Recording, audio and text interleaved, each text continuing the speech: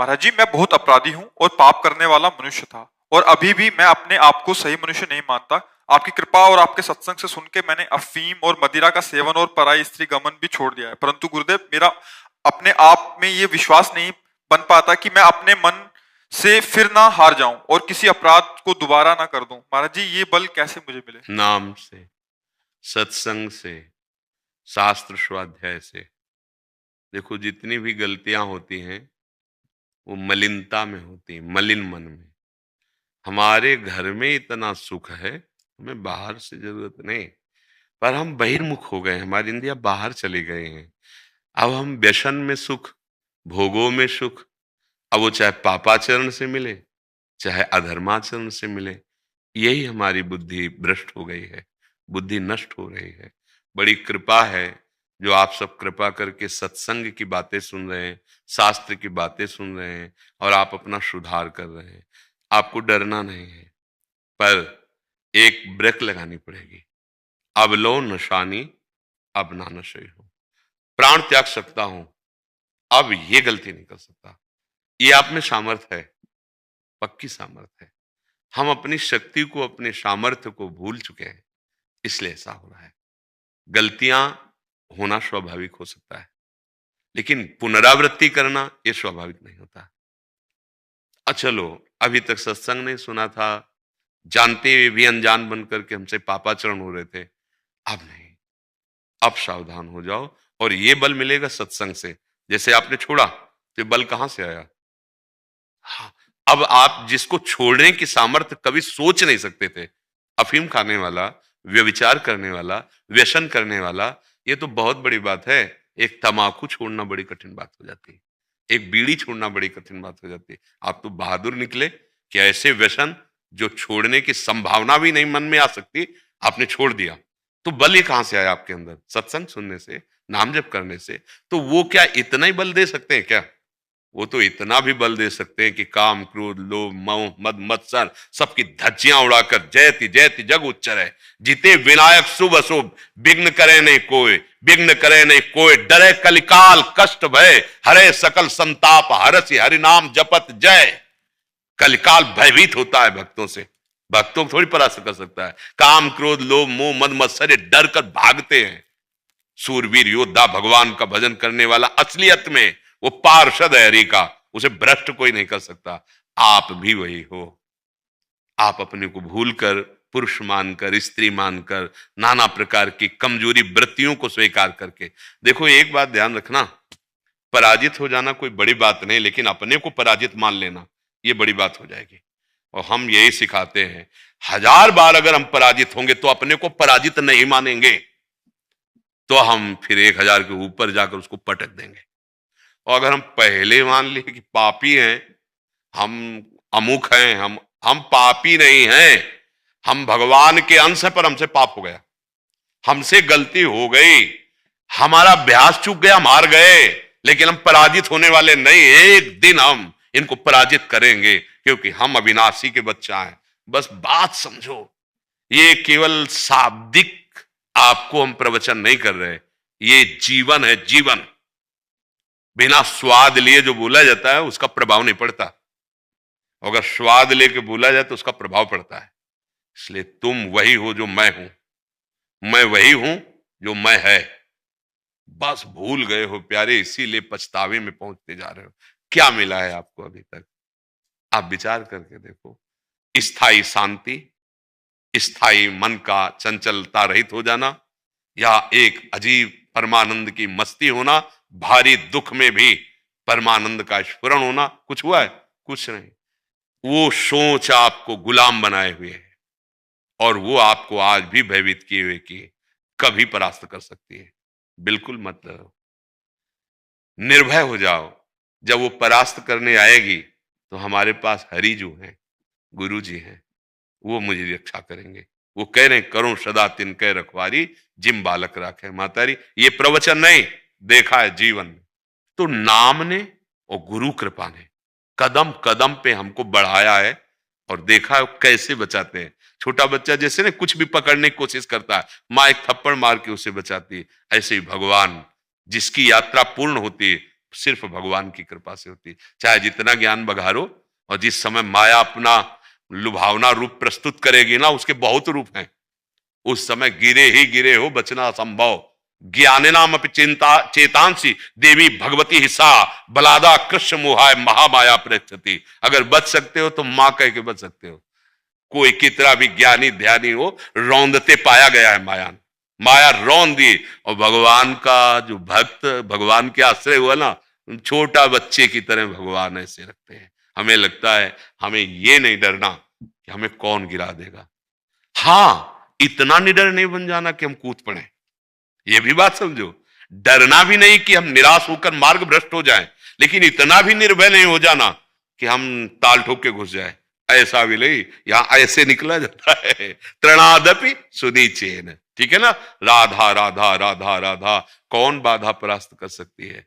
और अंदर की बात कहता हूं, कोई भी बाधा जब हम स्वीकृति देते तब हमारे ऊपर आती है। काम हम चिंतन किए और दस्तखत कर दिए, हाँ अब तुम नहीं बच सकते, दस्तखत होने के बाद तुम्हें भ्रष्ट ही कर देगा। कोई व्यसन वो पहले अंदर आएगा, बहुत मस्ती आएगी यार, आज केवल ले लेते हैं। अब आपने स्वीकृति कर दी, हाँ बस वो बांध लेगा। आप स्वीकृति देने में सावधान रहें तो कोई परास्त नहीं कर सकता। सच्ची बात देखो, अंदर से कोई भी भोग, कोई भी व्यसन, कोई भी क्रिया करने के पहले अंदर प्लानिंग बनती है। उस प्लानिंग को यदि नष्ट कर दो, जिसे संकल्प कहते हैं, तुम्हें कोई परास्त नहीं कर सकता। पर हम क्या होते, आराम से प्लानिंग का रस लेते हैं, ऐसे से ऐसे ऐसे से ऐसे ऐसा, फिर बड़ी मस्ती। हाँ बस हाँ बोला कि वो इतने बड़े खिलाड़ी है, मन इंद्रिया वो तत्काल आपको अधीन। अब परिणाम जब आया तब आप दुखी हो गए, नाना प्रकार के क्लेश भोग रहे हैं। इसलिए नहीं, अब डरना नहीं, निकलो निकलो, कोई नहीं परास्त कर सके, क्योंकि सबके पास पावर हरि का है। बात यह समझनी, असुरों में, देवताओं में, काम क्रोध में, सब में पावर हरि का है। और मैं हरि के जब विमुख होता हूं, तब चाहे जितना तेल चढ़ा दो, शनि भगवान तुम्हारा नाश ही करेंगे, क्योंकि तुम प्रधान से, जहां से उनको बल मिल रहा है उनसे विमुख। और यदि आप हरि की शरणागत हो, तो चाहे वो जितने खिलाफ ग्रह में बैठे हो, आपका मंगल ही करेंगे। जो पे कृष्ण चरण मन अर्पित, तो करिहाय का नवग्रह रंग। कोई भी विनायक शुभ अशुभ तुम्हारी बाधा नहीं बन सकता। कर्म भोग आता है, परास्त नहीं कर पाता, आता है। रामकृष्ण परमहंस के गले में कैंसर था, भाई जी के उदर में कैंसर था, बड़े बड़े महापुरुषों के शरीर में आता है, चाहे वो जगत के जीवों का ले या उनके शरीर का पूर्व का हो, लेकिन कुछ नहीं बिगड़ता। एक अपार मस्ती, एक अपार आनंद, सब निकल जाता है। शरीर भी छूटता है तो ऐसे छूटता है जैसे हाथी के गले से फूलों की माला गिर जाए। ए जनमत मरत दुसाधु कोई, चलो वीर बहादुर बनकर नाम जप करो, गंदे आचरण मत करो, भोग वो भोगो जो आपके लिए विधान बना दिया गया है। जैसे गृहस्थी में पत्नी है, सब व्यवस्थाएं हैं धर्म पूर्वक, अधर्माचरण नहीं, अधर्माचरण नहीं। कानून के दो स्वरूप हैं, एक शास्त्रीय कानून और एक हमारा राजकीय कानून। देखो, जैसे आप शरीर नष्ट करने की बात सोचे तो हमारा भागवतिक कानून आपके खिलाफ हो जाएगा, तो हमारा सरकारी कानून भी है। अगर ये करते पकड़ लिए गए तो आपको दंड मिलेगा। देखो कानून बना कहां से है, मेन वैदिक सिद्धांत से ही तो सब लिया जाता है।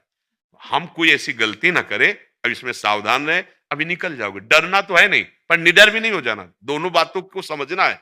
और ये नहीं डरना कि हम चल रहे पता नहीं गिर जाए, नहीं नहीं, गिरेंगे कैसे। दोनों स्थिति हो, जहां डरना है, अब जैसे सानिध्य है, आप कुसंग जहां आप फंसे थे, उन्हीं लोगों का सानिध्य, वही दृश्य देखने लगिए, चाहे जितना सत्संग सुनिए नहीं बच सकते आप। पहले सानिध्य, तो उससे हमें थोड़ा डरना भी है कि हमारे कुसंग ना हो जाए, कि हम गिरे ना। अब इतना भी नहीं डर जाना कि सतमार्ग की तरफ चलने में हमें भय लगे, नहीं नहीं, ठीक है। नरेश कुमार जी राजस्थान से। राधे राधे महाराज जी। महाराज जी, मेरी चाह में ही कमी है, जिस कारण प्रभु मेरे हैं और मैं प्रभु का हूं, इस संबंध को हृदय में दृढ़ता से स्वीकार नहीं कर पा रहा। महाराज जी कृपया मार्गदर्शन करें, कैसे ये संबंध दृढ़ हो। अन्य चाहें, अन्य संबंध जब तक हमारे हृदय में अपना अस्तित्व रखते हैं, चाहे वो भोग ऐश्वर्य का या शरीर संबंधों का, तब तक प्रभु से प्रेम नहीं होता, प्रभु की प्राप्ति की उत्कृष्ट लालसा भी नहीं होती। भोगैश्वर्य प्रसक्ता नाम तयापहृत चेतसाम व्यवसायत्मिका बुद्धि समाधो न विधीयते। जिसके चित्त का अपहरण भोगों ने कर लिया है और ऐश्वर्य ने कर लिया है, वो ये सोच भी नहीं सकता अपनी बुद्धि से कि मुझे भगवान की प्राप्ति करनी है।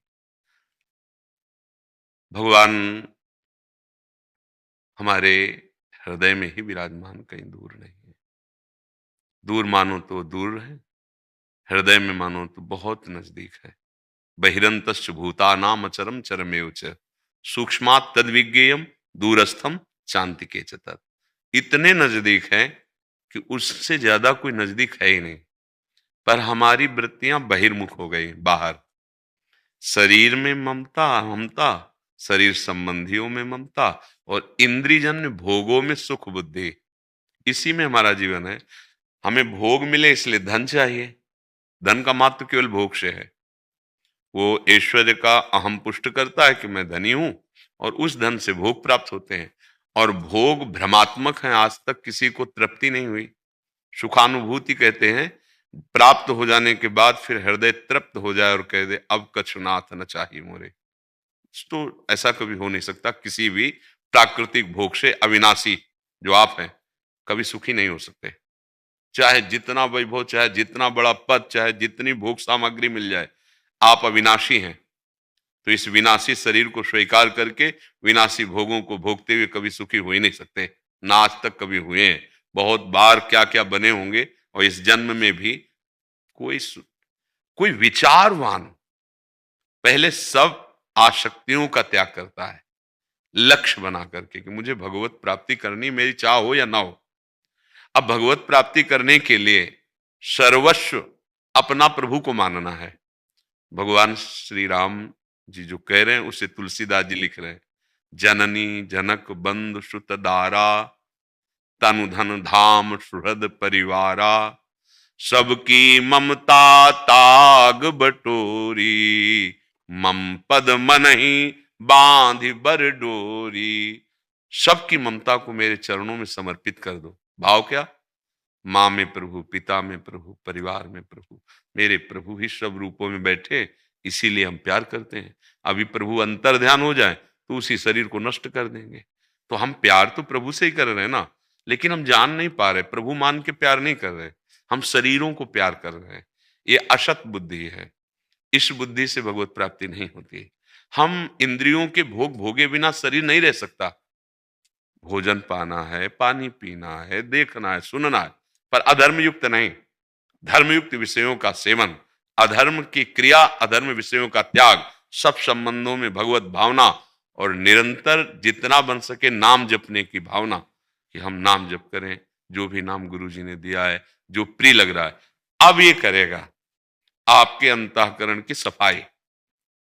पहले पाप नष्ट होंगे, जो पाप प्रवृत्ति गलत चिंतन कराती वो नष्ट होगी, फिर सत चिंतन प्रारंभ होगा। तब हमारे अंदर लालसा पैदा होगी। अभी तो लालसा ही नहीं है प्रभु की। जब हम कुछ देखें, सुने, चखें, तब तो लालसा हो। लालसा इसी में होती है। मानो आपने सुना, सत्संग सुना, अब आपको लालसा बनी कि ये जो सत्संग कर रहे हैं इनको मैं देखूंगा, इनसे मैं मिलूंगा, इनके सामने बैठूंगा। अगर सत्संग ही न सुने होते तो लालसा कैसे बनती? मतलब भगवत चर्चा सुनना, ये प्रथम भक्ति। श्रवणम कीर्तनम स्मरणम विष्णुपाद सेवनम अर्चनम बंदनम दास्य सख्य आत्मनिवेदनम। जहां आत्मनिवेदन हुआ फिर नहीं रुक सकते। अगर आप सत्संग सुन रहे हैं, बार बार देख रहे हैं, तो आपके अंदर इच्छा प्रकट हुई, अब यहां रोक दिया जाए, नहीं आपको नहीं मिलने दिया जाए, तो आपके अंदर विकलता पैदा हो जाएगी। मैं कितना प्रयास करके आया हूं, मुझे एक बार देख लेने दीजिए। अगर और विघ्न पड़ गया तो आप रो पड़ेंगे। हाथ जोड़ता हूं आपके, तो एक बार देख लीजिए। क्रोध नहीं आएगा क्योंकि वो भक्ति से चल रहा है। अगर क्रोध आ गया तो फिर मतलब वो सिद्धांत से नहीं चल रहा है। क्रोध आना नहीं, दैन्यता। जितना हमें प्रतिकूलता मिलेगी लक्ष्य में, उतने हमें रोना आएगा। नहीं नहीं, मुझे एक बार देख लेने दीजिए। मैं आपके हाथ जोड़ता हूं, आपके पैर छूता हूं, आप जो जैसा एक बार मिले। ये तड़पन जो आई, अगर यही तड़पन बढ़ जाए और रुदु सुश्रम राजन कृष्ण दर्शन लालसा, तो सेकंड नहीं लगेगा, वो अंदर ही बैठे हुए प्रकाशित हो गए। और एक बार प्रकाशित हो जाते हैं तो फिर वो हमारे नेत्रों से कभी ओझल नहीं होते। थोड़ा सा उदाहरण है, यद्यपि फिट नहीं होगा, क्योंकि कहाँ सच्चिदानंद भगवान, भगवान सूर्य जब प्रातः काल उदय हो रहे तो 8-10 बजे के लगभग तेज प्रकाशित हो, आप ऐसे देखिए, बस आंख बंद कर लीजिए, आंख हटा लीजिए, सूर्य नेत्रों में, और जिनके चरणों की नख कांति करोड़ों सूर्यों को तेज को भी मंद कर दे, उन श्री कृष्ण का एक बार साक्षात्कार मतलब बस गए नेत्रों में। अब वो नेत्र और कुछ देख ही नहीं सकते। जैसे गोपीजन कह रहे जित देखो तित श्याममयी। तो जब तक और कोई चाह है व्यक्ति की, वस्तु की, पद की, भोग की, लोक परलोक की, तब तक श्री कृष्ण मिलन की, हरि मिलन की चाह प्रकट नहीं होती। और जब तक ऐसी प्रबल चाह नहीं होती कि अब जिया नहीं जाएगा, खास बात, अब अगर नहीं मिले तो अब प्राण निकल जाएंगे। जैसे जल में डुबो दिया जाए और फिर आपको श्वास लेने की जो प्रबल लालसा होती है कि अगर आप सेकंड चूक हुई तो प्राण निकल जाएंगे, ऐसी स्थिति में भगवत साक्षात्कार होता है। किसी को भी होता है ऐसा विरह, ऐसी विकुलता, वो अंदर का विषय होता है। हो सकता है एक भी आंसू ना हो सकता है उस गंभीर बैठा है, लेकिन अंतर दाव लगी रहे, धुआं न प्रगटे कोय, कह जाने दिल आपनो या जासिर बीती होए। बाहर से शांत, अंदर से हाहाकार मचा है, दरस बिन दुख लागे, हा कृष्ण, हा प्राण वल्लभ, कब मिलोगे। पर ये मिलने की चाह सबसे कठिन है, भगवान का मिलना कठिन नहीं, और मिलने की चाह भी कठिन नहीं, अन्य चाहों को मिटाना कठिन है। अन्य चाह मिट जाएगी यदि सत्संग और नाम जप, ये दो साधन चलते रहे तो। साधन को प्रधान हरिभजन है और कै सत्संग सहाय, सत्संग और नाम जब चलता रहे तो अन्य चाहें मिट जाएंगी। चाह ना हो फिर कोई कर्म, कोई विषय भोग आपको बांध नहीं सकता। व्यवहार वैसे ही होगा, ऐसा नहीं कि चाह मिट गई तो अब उससे कोई कर्तव्य नहीं होते, बहुत अच्छे कर्तव्य होते हैं। भगवान जब अवतार लेते हैं, भगवान को कोई चाह है क्या? लेकिन सम्यक रूप से वैसा ही कर्म करते हैं जैसे एक उत्तम मनुष्य का कर्म होना चाहिए, चाहे कृष्णावतार हो या रामावतार हो। नारद जी दिनचर्या देखने जा रहे हैं भगवान श्री कृष्ण की, कि 16,108 महलों में कब कैसे भगवान का, प्रत्येक महल में भगवान मिलते हैं और प्रत्येक महल में भगवान दिनचर्या करते हुए मिलते हैं। किसी में तो संध्या कर रहे हैं, किसी में संत सेवा कर रहे हैं, किसी में ब्राह्मणों से बैठ करके वेद और पुराणों की कथा सुन रहे हैं। जैसा एक उत्तम मनुष्य का जीवन, भगवान राम, आप उनके जीवन चरित्र को, तो जो जीवन चरित्र है वो इस समय बिगड़ चुका है, देख लीजिए। अब जब चरित्र ही बिगड़ा है तो हम भगवान की लालसा कैसे कर पाएंगे? दुष्ट हृदय में, पापात्मा हृदय में उत्तम विचार नहीं होते। जब उत्तम विचार ही नहीं है तो पुरुषोत्तम की प्राप्ति की चाह कैसे हो जाएगी?